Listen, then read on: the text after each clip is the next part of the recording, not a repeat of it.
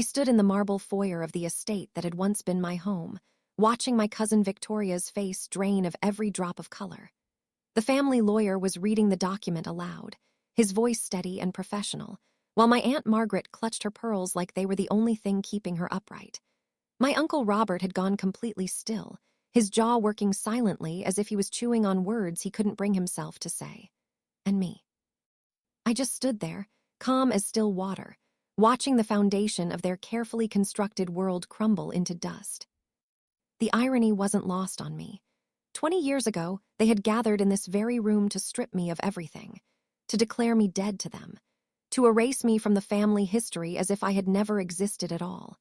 And now, here I was, the last person they ever expected to see again, holding the single piece of paper that would determine whether they kept their fortune or lost it all. Before we continue, if you enjoy emotional family dramas, hidden truths, and unforgettable endings, subscribe to Life Tangle Secrets. Every story here reminds us that the truth always finds its way into the light. Let me take you back to where it all began. My name is Daniel, and I grew up in the shadow of the Harrison dynasty. My grandfather, Edward Harrison, had built an empire from nothing. He started with a single hardware store in the 1960s and turned it into a sprawling chain of home improvement centers that stretched across 3 states. By the time I was born, the Harrison name carried weight. It meant money. It meant influence. It meant expectations, so heavy they could crush a person if they weren't careful.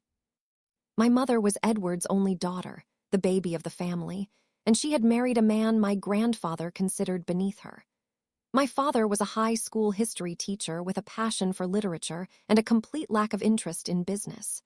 He was kind, intelligent, and utterly devoted to my mother, but in the eyes of the Harrison family, he was a disappointment.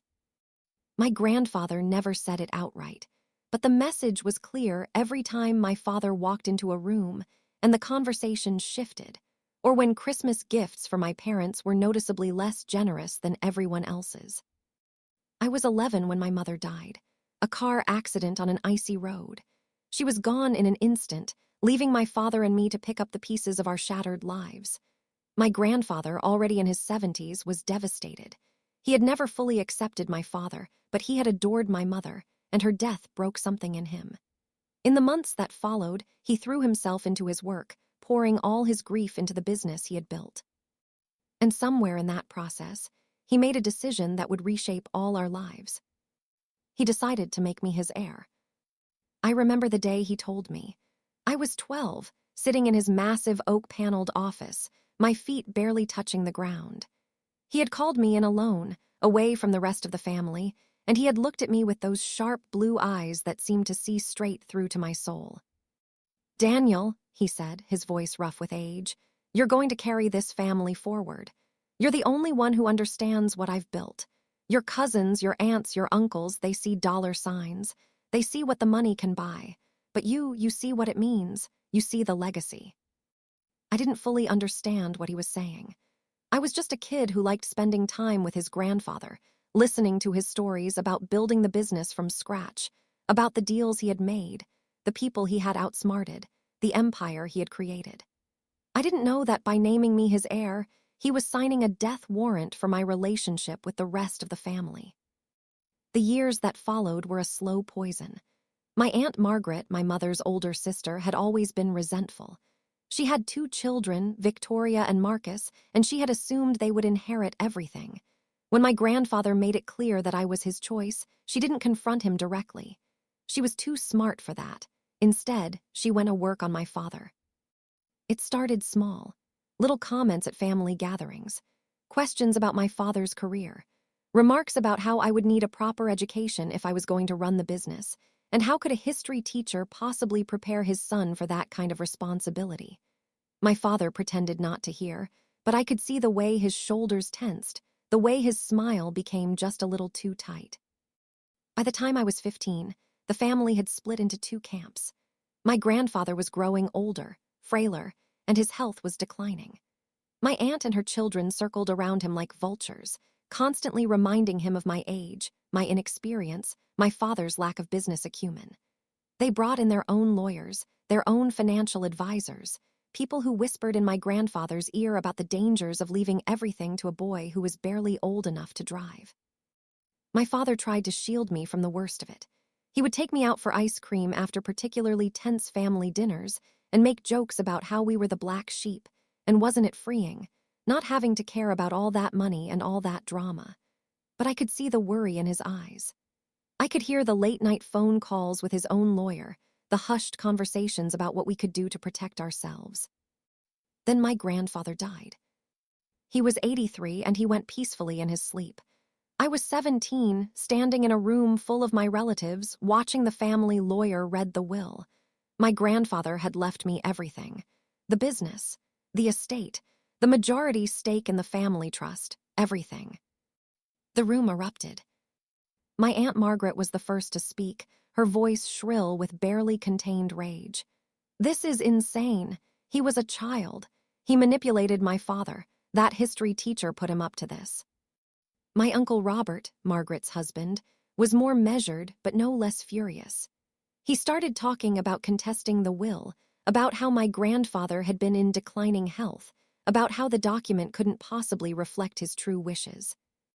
And then Victoria, my cousin, the golden child, the one who had always been the favorite in Margaret's eyes, stepped forward. She was 24 then, a graduate of a prestigious business school, already working in the family company. She looked at me with pure disdain and said the words that would define the next 2 decades of my life. "Daniel, you don't belong here. You never did. Your mother married beneath her, and now you think you can just waltz in and take everything. You're not a Harrison. You're a stain on the family name." My father stepped forward to defend me, his face flushed with anger, but I put a hand on his arm. I knew what was happening. I had seen this coming for years. My grandfather had loved me, but he had also left me a target. And I was 17, without a mother, without any real power, facing a family that was determined to tear me apart. They made me an offer, a settlement, $10 million, which was a fraction of what I was entitled to, in exchange for my claim on everything else. They would take over the company, the estate, the trust. I would walk away and never look back. My father wanted me to fight. He had found a lawyer who was willing to take the case, someone who specialized in estate battles and believed we had a strong position. But I was tired. I was so tired of the fighting, the scheming, the constant pressure of being the heir to a fortune I had never asked for. I was 17 years old, and I just wanted to be normal. I wanted to go to college. I wanted to fall in love. I wanted to have a life that wasn't defined by money and power, and the toxic dynamics of a family that had made it clear they would never accept me. So I signed the papers. I took the money. I walked away from the Harrison family for good. The first few years were hard. My father and I moved across the country to a small town in Oregon where no one knew our name or our history. He went back to teaching, and I threw myself into my studies. The money I had taken was enough to pay for college without needing loans, but I was determined to build something of my own. I didn't want to be known as the Harrison heir who had been bought out. I wanted to be Daniel. Just Daniel. I started a small tech company with a friend from college, and to my surprise, it took off. We were in the right place at the right time, developing a software solution that solved a problem a lot of small businesses were having. Within 5 years, I had sold the company for a fortune of my own. Not Harrison money. My money. Money I had earned through my own hard work, my own vision, my own determination. I met Sarah during that time. She was a graphic designer, brilliant and warm, with a laugh that could fill a room and a talent for seeing the good in people. When I told her about my past, about the family that had disowned me, about the money and the betrayal, she didn't flinch. She just looked at me with those kind eyes and said, "Then they don't deserve you." We got married in a small ceremony on the beach, just my father and a handful of close friends in attendance. No Harrisons, no drama, just love. When our daughter Emily was born, I held her in my arms and promised myself that she would never know that kind of rejection, that she would grow up surrounded by love, valued for who she was, not what she could provide or inherit. The years passed.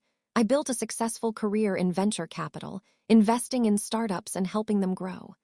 Sarah grew her design business into a thriving agency. My father retired and moved to be closer to us, spending his days spoiling Emily and gardening. We were happy. We were complete.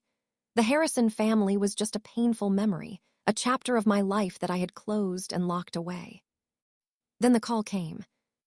It was on a Tuesday afternoon, a number I didn't recognize. I almost didn't answer, but something made me pick up. It was a lawyer, someone I had never heard of, from a firm I had never dealt with.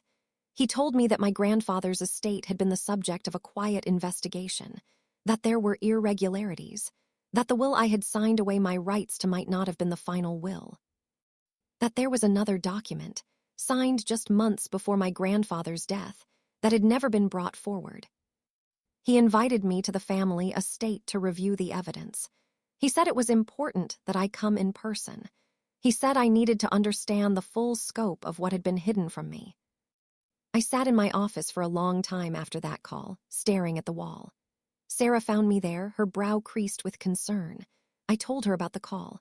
I told her that I thought I had left all of this behind years ago, and I told her that something was telling me I needed to go back, not for the money, not for revenge, but because I needed to know the truth. I needed to understand what had really happened all those years ago. She held my hand and told me to go. She said that sometimes closure finds us when we least expect it, and maybe it was time for me to face my past. Before I could change my mind, I was on a plane, flying back to the place I had sworn I would never return to. The estate looked different. Smaller somehow, less imposing than it had in my memory. But the house itself was the same marble foyer, the same sweeping staircase, the same feeling of history and money and secrets pressing down on me. My Aunt Margaret, my Uncle Robert, my cousins Victoria and Marcus, they were all there. They had been summoned too, but they didn't know why. When I walked in, the shock on their faces was almost worth the trip alone. And then the lawyer began to read. It turned out that my grandfather had been suspicious of his children's motives. He had seen how they had circled around him, how they had tried to undermine me, how they had manipulated him. In the months before his death, he had quietly engaged a different law firm to draft a codicil to his will. A codicil that explicitly laid out his wishes. A codicil that named me as the sole beneficiary of everything. And in that codicil, he had included a clause that would only be activated if there was any attempt to challenge or alter the original will. My relatives hadn't just contested the will. They had bribed the family lawyer to suppress the codicil. They had falsified documents to make it look like my grandfather had changed his mind. They had even forged a letter, supposedly written by my grandfather, stating that he had been coerced into naming me as his heir. The evidence was overwhelming. Financial records showing payments to the lawyer, emails that had been uncovered during the investigation, a paper trail that led directly from my aunt's personal account to the lawyer's offshore holdings. The investigation had been initiated by my grandfather's original business partner, who had grown suspicious when my aunt sold off major assets of the company without proper consultation. I sat there, listening to the evidence, watching the faces of the people who had been so eager to strip me of everything I had been entitled to. 20 years of silence, 20 years of building my own life, 20 years of thinking I had escaped the toxic legacy of the Harrison family. And now, here I was, the last person they ever expected to see, holding the key to their entire fortune. The look on their faces was something I will never forget. Shock, yes, but also fear. The kind of deep, primal fear that comes when someone realizes that the walls they have built around themselves are about to come crashing down. Victoria was the first to break, trying to spin the story, to make it seem like there had been a misunderstanding. Her mother followed suit, her voice trembling with the effort of maintaining her composure. My Uncle Robert was the only one who didn't try to talk his way out of it. He just sat there, his face gray, his hands shaking, the weight of 20 years of lies finally pressing down on him. If you've ever been judged, betrayed, or underestimated by the people who were supposed to love you, let me know in the comments. And if you're enjoying this journey, subscribe to Life Tangle Secrets for more unforgettable stories. I had a choice to make. Part of me wanted to take everything, to make them suffer the way I had suffered, To watch them lose every single thing they had stolen, the house, the money, the business, the legacy they had fought so hard to claim. That would have been justice. That would have been the poetic ending that made sense. But as I sat there, watching them spiral into their own panic, I realized something. I didn't need their money. I didn't need their estate or their business or their legacy. I had built my own fortune. I had built my own life. I had a wife who loved me, a daughter who made me proud every single day, a father who had never stopped believing in me. I had more than they could ever take from me. What I needed wasn't revenge. It wasn't justice in the way they would understand it. What I needed was to reclaim my own story. To stand in the room where they had disowned me and show them that their rejection, their betrayal, their cruelty, it had not destroyed me. It had made me stronger. It had given me the freedom to build a life on my own terms, far away from the poison of their greed. The lawyer asked me what I wanted to do. He said the evidence was clear. The codicil was valid. I had the power to claim everything, and I could, if I chose, pursue criminal charges for fraud and conspiracy. I looked at my relatives one more time. I saw the fear in their eyes. I saw the desperation. And I saw, beneath all of that, the broken, unhappy people they had always been. People who had been so consumed by their desire for money and power that they had lost sight of everything else. People who had torn their family apart in the name of greed. I made my decision. I told the lawyer that I didn't want to take everything. I told him I wanted to make a deal, a settlement. But this time, I would be the one making the offer.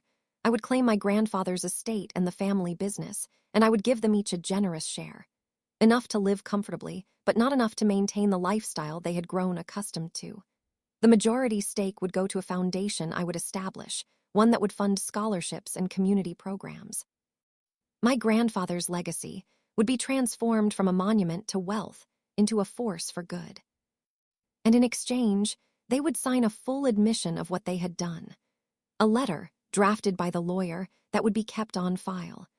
A letter that would serve as a permanent record of their betrayal, to be released only if they ever attempted to challenge the settlement or if I chose to release it myself. It wasn't the outcome they wanted. It wasn't the outcome they deserved. But it was the outcome that felt right to me. It was the outcome that honored my grandfather's legacy without perpetuating the cycle of greed and resentment that had torn our family apart. The negotiations took weeks. There were threats and counter-threats, desperate attempts to find a way out. But in the end, they signed. They had no choice.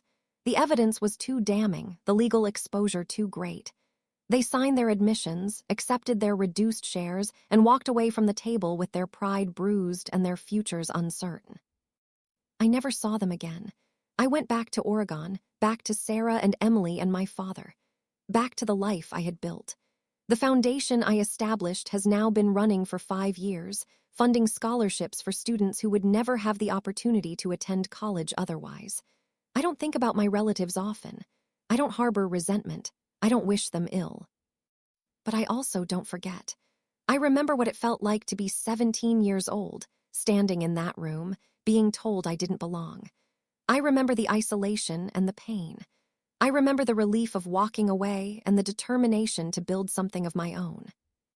The truth is that sometimes the people who are supposed to love us the most are the ones who hurt us the worst. And sometimes the only way to heal is to walk away, to build a life on your own terms, to find your own family in the people who see you and love you for who you truly are. My grandfather's estate is gone now, sold to a company that rebranded the stores and modernized the business. The family house, the one I grew up in, the one I walked away from, was sold to a young couple who are raising their children there. I think my grandfather would have been happy about that. He built his empire so that future generations could thrive, and I like to think that in some small way, that's exactly what happened. The lesson I learned from all of this is simple. Money doesn't make a family. Blood doesn't make a family. Love makes a family. The people who stand by you, who support you, who see you through your darkest moments, those are the people who truly matter. And sometimes the greatest revenge you can have on the people who wronged you is to live a good life, to be happy, to be content, to prove that you didn't need them to succeed. If this story stayed with you, share it with someone who needs to hear it. Subscribe to Life Tangle Secrets for more powerful stories where hidden truths become life-changing lessons. Thank you for listening, and I'll see you in the next story.